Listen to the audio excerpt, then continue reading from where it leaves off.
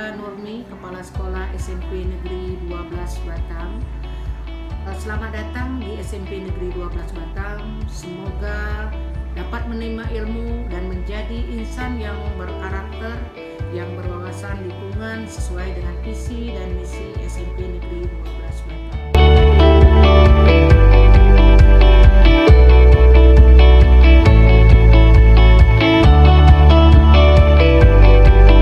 Assalamualaikum warahmatullahi wabarakatuh. Apa kabar pemirsa GoTV? Kali ini saya berada di SMP 12 Batam, akan melihat bagaimana proses supervisi yang dilakukan oleh guru-guru di sini.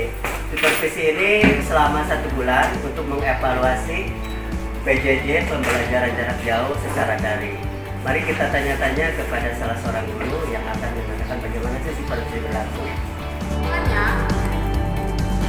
Ini ada berapa sel? Kalau dihitung ya, ini selnya 1, 2, 3, 4, 5, 6, 7, 8, 9, 11. Otomatis di sini juga 11 ya, karena sejajar. Berarti jika satu susah bangun pagi, pakai alarm. Nah, pakai alarm. Jangan pas kamu bangun, alarm langsung dimatikan, tidur lagi. Ya, sholat subuh dulu, supaya semua aktivitas kita bisa berjalan lancar. Nah ya, jari-jari ini jari-jari membentuk huruf F terbalik ya, huruf V terbalik ya, jari-jari. Pak Asep, dengan Bu Pia, saya mau tanya, sejauh mana sih keberhasilan yang dilakukan oleh bapak-bapak dan ibu ini ketika menerapkan PJJ berdasarkan daring ini? Apakah ada kesulitannya ada atau gimana? Mungkin kesulitannya hanya di pada kendalanya pada anak-anak. Salah satunya handphone, HP. Mungkin masih ada yang menggunakan HP orang tua. Satu. Kemudian di kuota. Ada beberapa anak atau orang tua yang masih kurang mampu membeli kuota untuk pembelajaran jarak jauh ini. Terus solusinya apa yang kita lakukan ketika anak bermasalah itu?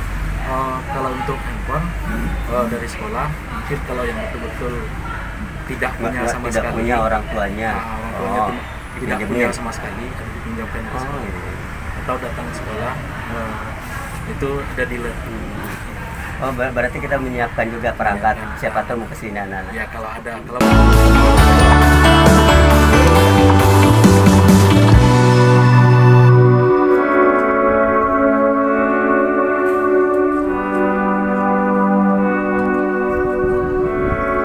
Samping kami telah hadir Kepala Sekolah SMP 12 Batam, Ibu Dr. Randa Nurmi, yang akan nanti kita tanya-tanya seperti apa sih program-program ini diterapkan atau kendala-kendala yang dihadapi. Mari kita ikut bersama kami. Pandaring kan sudah berjalan cukup lama, Bu. Program apa sih sebenarnya yang diterapkan oleh sekolah untuk mengakses pembelajaran secara daring guru dengan siswa itu? Iya, kalau berbicara daring sudah kita laksanakan itu di pertengahan Maret ya. Maret itu bangsa Indonesia sudah diterpa oleh COVID. Jadi kita SMP Negeri 12 Batam untuk menindaklanjuti persoalan ini, jangan sampai pembelajaran terhenti ya, walaupun dengan tidak bertatap muka, tentu ada beberapa hal yang harus kita laksanakan supaya proses pembelajaran ini tetap berjalan seperti pada umumnya, pada awalnya. Jadi kita di sekolah SMP Negeri 12 ini sudah memiliki kelas paguyuban. Kita bekerjasama dengan orang tua bagaimana mengantisipasi anak-anak tetap belajar, dan kita butuh orang tua yang peduli dengan anak, apakah dia sebagai pemantau atau membantu anak-anak dalam pembelajaran, karena untuk tatap muka di sekolah itu sudah tidak mungkin lagi. Maka kami dari SMP Negeri 12 Batam membuat program, salah satunya dengan supaya anak tetap belajar di rumah, membuat program link itu Google Classroom supaya anak-anak bisa berjalan, dan guru SMP Negeri 12 Batam pun sudah mengadakan pelatihan bagaimana cara-cara supaya anak-anak tetap bisa menikmati pembelajaran seperti tatap muka walaupun hari ini dia berada di rumah. Bu, aplikasi yang digunakan apa sejauh ini?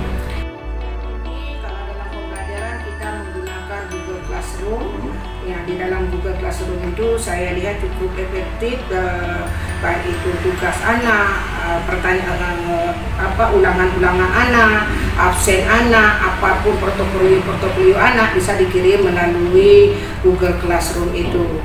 Nah, saya sendiri bisa memantaunya, bisa memantau misalnya hari ini kelas 9A yang materi yang akan diberi, saya bisa lihat langsung itu benarkah sesuai dengan jadwal yang sudah kita buat, ada kita pantau, ada timnya tim di kurikulumnya.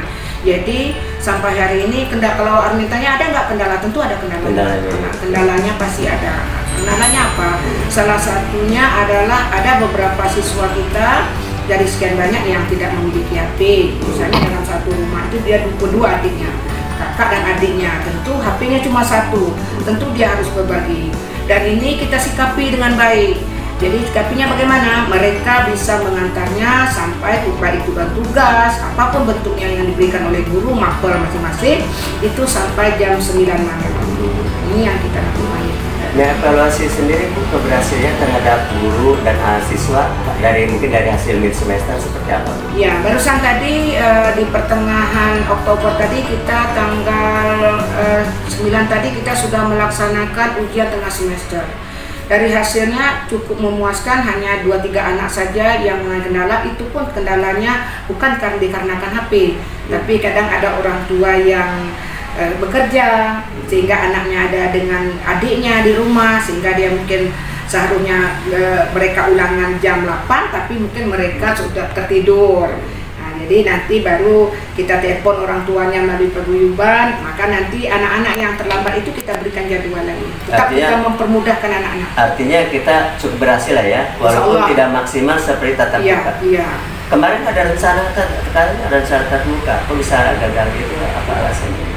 Kalau untuk tatap muka, mungkin melihat kondisi hari ini Batam, ya mudah-mudahan tetap melandai ini Batam ya. Tapi dalam 2-3 hari ini kalau kita lihat dari laporan Batam itu, ya Batam itu kayaknya belum siap lah, orang tua belum bisa mengizinkan anak-anak. Contohnya guru tanggal 15 Oktober tadi, sebelum tanggal 15 Oktober itu kita dirumahkan.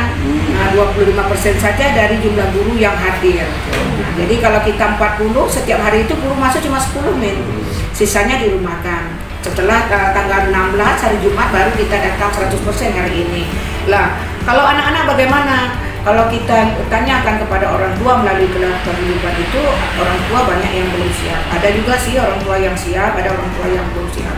Tapi kita berharap memang biarlah betul-betul kondusif Batam ini kalau ingin masuk, itu pun sistemnya juga tidak bisa 100% anak masuk nih.